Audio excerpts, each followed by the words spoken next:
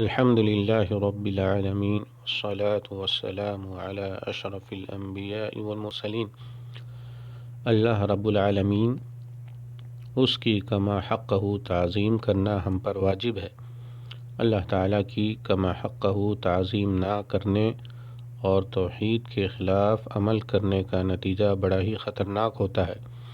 تکبر اور غرور کے طور پر، پارسائی کے طور پر اللہ تعالیٰ کی قسم کھاتے ہوئے اللہ تعالیٰ پر کسی قسم کا حق ثابت کرنا، یہ توحید کے منافی ہے اور اللہ تعالیٰ کے ساتھ سوء ادبی ہے۔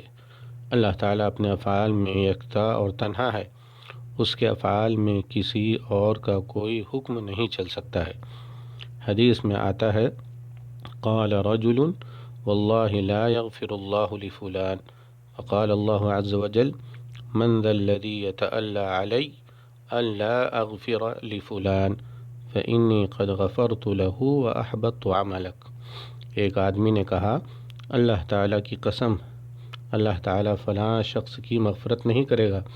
تو اللہ تعالیٰ نے فرمایا، یہ کون ہوتا ہے جو میری قسم کھا رہا ہے کہ میں فلاں کی مغفرت نہیں کروں گا؟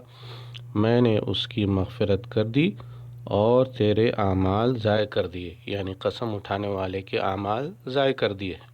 رواہ مسلم۔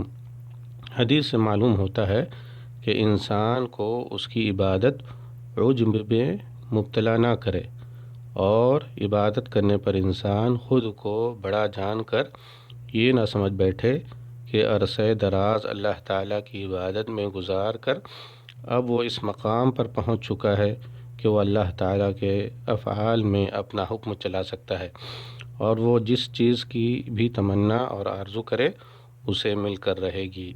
یہ بات سراسر عبودیت اور بندگی کے خلاف ہے۔ یہ بات اللہ تعالیٰ کی کما حقہ تعظیم کے خلاف ہے۔